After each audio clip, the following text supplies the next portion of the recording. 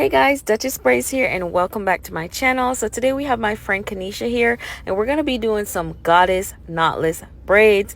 But before we get started, let's talk about what I'm using today. First and foremost, I'm using my wristband today because this is going to shorten my time, and time is of the essence today. We're using a neat braids gel, some Rua hair, 18 inches, y'all. This is a part of shortening the length of the time, and some hair from Amazon. I'm going to go ahead and link that for you guys in the description or in the comments.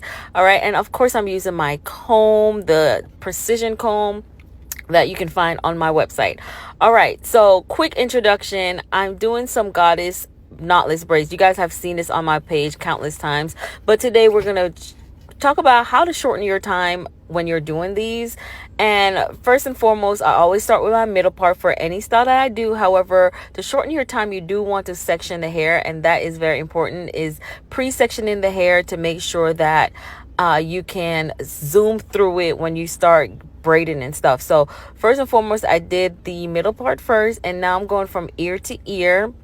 This is a part of sectioning and a part of how you want your braids to fall. So going from ear to ear is going to section off that front portion so that when you start laying your braids are going to fall a certain way, and it's just easy. So now I'm pre-parting the hair, and I'm going in with a neat braids gel, and I'm going to get about 3 rows before I hit the tip of her ear. But what I want you guys to know is that this is not the same for every single head. And once you get that in your head, that okay, not every style that I try to mimic from YouTube is gonna look the exact same, because not everyone's head is the same size, the same shape, then you start to understand how styles come about. So for the back of her head, before I even hit the tip of her ear, I'm gonna get 3 rows. But there's some heads I can only get 2 rows, some heads maybe even just 1 row, some heads 4 rows before I hit the tip of her ear. And why do I keep mentioning the tip of her ear? Because that is a great point, because once you hit the tip of her ear, then now you're going from face, from the front of her face to the other front of her face. So the tip of her ear is a great point to mention, because you kind of want that to be a goal point for your first couple rows.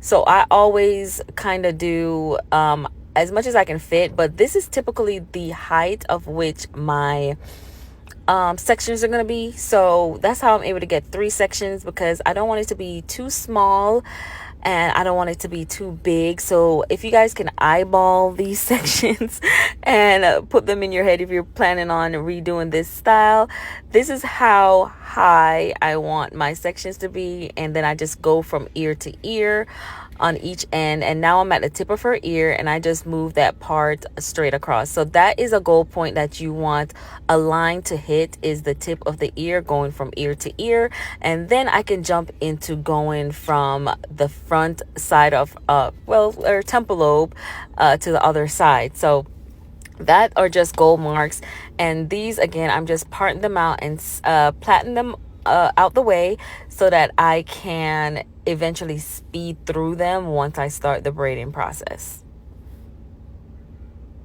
All right, so now I've kept parting the same size rows until now I'm at the top, and this is when you start kind of curving around. So you do want to lift the hair, you want to move it about, you want to do whatever you need to do to ensure that these are symmetrical parts, that these are parallel parts. And if it's curving, it just needs to curve like the head is curving so that it stays the same length all over. Okay, so now that I've done the back section, I'm gonna line up the front parts to the back section. So now some braiders do this different. They don't really care about lining up, but I do care. So I'm gonna line it up.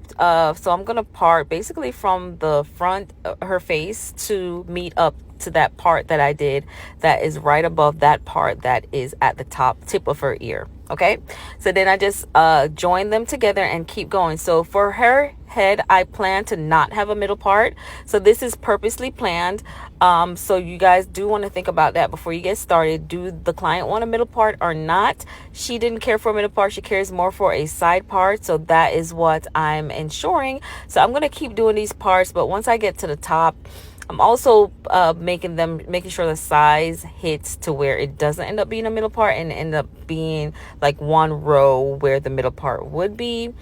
So that's how I lined it up, so that when I start braiding, she's gonna have like a side part and she can flip it over. Honestly, she could flip it on either side because it's knotless braids, but I just purposely didn't want to have a middle part option in there. And this is how it looks once I've done pre-parting. This should take you about 20 minutes, guys. So what I noticed at first, I was like, does pre-parting even help? Because it's like, why I gotta pre-part? Like, does it even help with a time frame? And it really does, because once you pre-part it and section it out the way, and once you start getting into braiding, it's just so much easier to already have it pre-parted. So now you're just going in and you just making that one little line. And some people even pre-part the sections itself.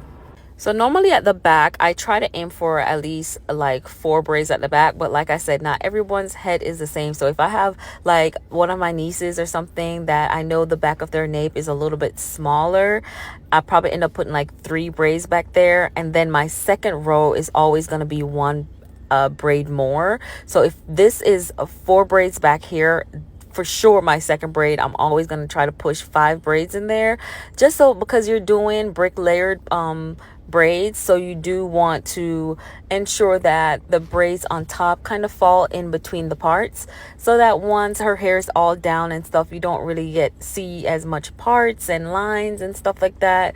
You just kind of want it to be full and not showing a bunch of parts and lines, especially you don't want a big straight part in the middle of the head. So yeah, even though I did do a middle part initially, we didn't even end up really needing it, but y'all know, like, I like to just start with a middle part just because it just helps me like mentally know where everything's at. Especially when I did the ear to ear part, it really ended up being really well. So like I said, so now I'm on the second row, and this braid right here, I intentionally made that line fall in the middle of that first braid at the bottom, and that's so that I can fit in those 5 braids at the top. And because her hair is going up, almost everyone's head is like this, where once it start going up towards the ear, it's a little angled. So it's not that I had it, even though I parted in the middle of that bottom braid, it still is thick enough, it still is full enough, because I do have some extra hair, because going up towards the ear is angled off, so that is more hair in that section. So it's still thick, it still looks full, it still looks like a proportionate size towards compared to all the other braids I've already done at the bottom. All right, so a part of me shortening the time is the length of hair that I'm using. So I told you guys earlier, I'm using the 18-inch Rua, and that's the braid in here, y'all. So because I know like the curly hair is about 22 inches, 24 inches, so I like to get those longer, but get the braiding hair shorter. So once the braiding hair is shorter, that means the length of me braiding is going to be a shorter length. But then because the curly hair is so long, once I have it at the end, it's going to stretch still and fall like right above, like mid back, but kind of almost right above her butt. So the curly hair is going to give the length, while the braiding hair is going to cut my time frame down of braiding, because it's a shorter length braid. Like I said, y'all could even go as short as 12 inches, especially if you're doing kids hair. Please go shorter, because yeah, that 24-inch hair that we normally use, that we normally go for, is just unnecessary, because y'all are gonna see how full and how beautiful this style turns out once I'm done braiding.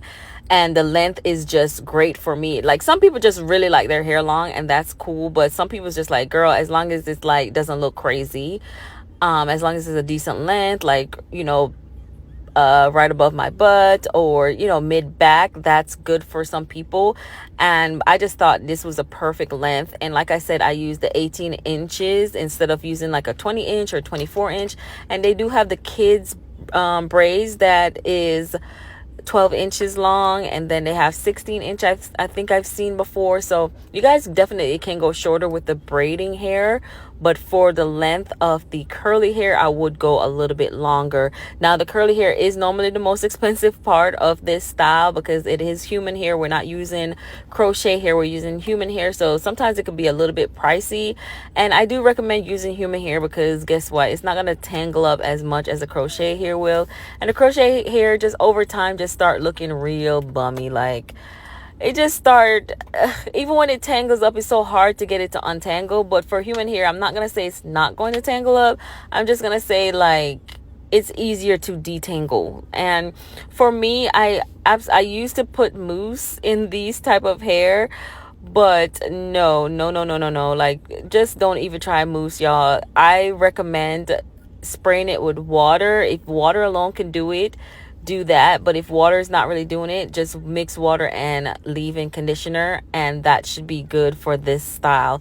Do not put mousse in it. Mousse in it will loosen the curl, will do all that, but once it dries, it's so tacky and so like crunchy and just not good. Like it just gets too tacky on the hair.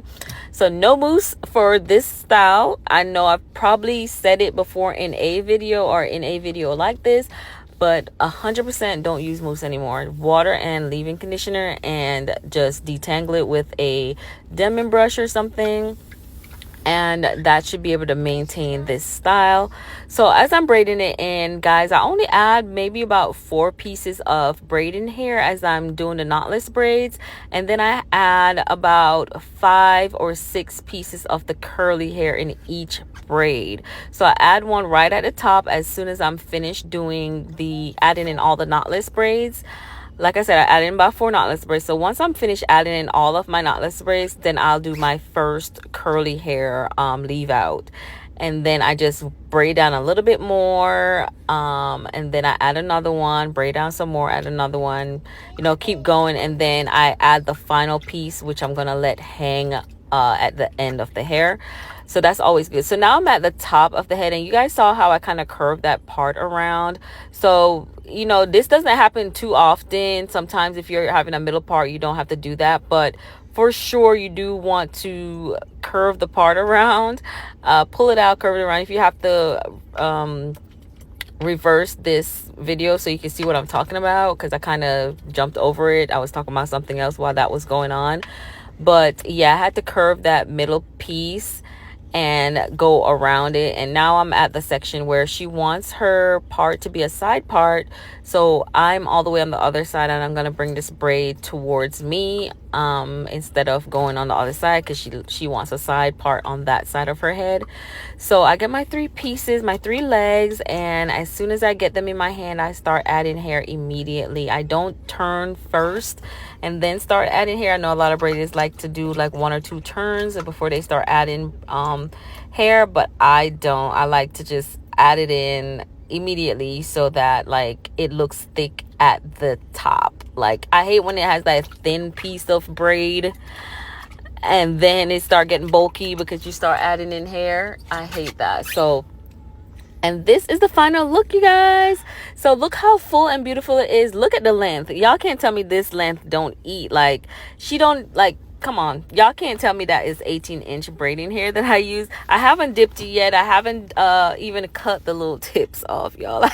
I just went straight into showing y'all. We were in a rush. We've been here for a while, and this is the final look. She's loving it. She's getting ready to go on vacation, and see, it still hit the top of her butt. So now if I had 24 inches hair, it will probably be past her butt, and not everybody wants that length. So this is, look how pretty the curls are. I'll definitely try to remember to add this to the detail, to the description, so you guys could get it. It's hair from Amazon, the curly hair I'm talking about.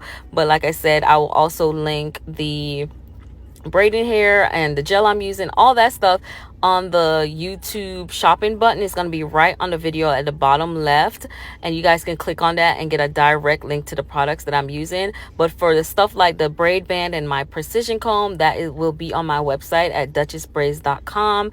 And yeah, you guys could go check that out and purchase those, because everybody that watch my video faithfully need to have my comb, so y'all can really see how much it helps you guys. But thank you so much for watching. I'll see you guys in my next video. Bye.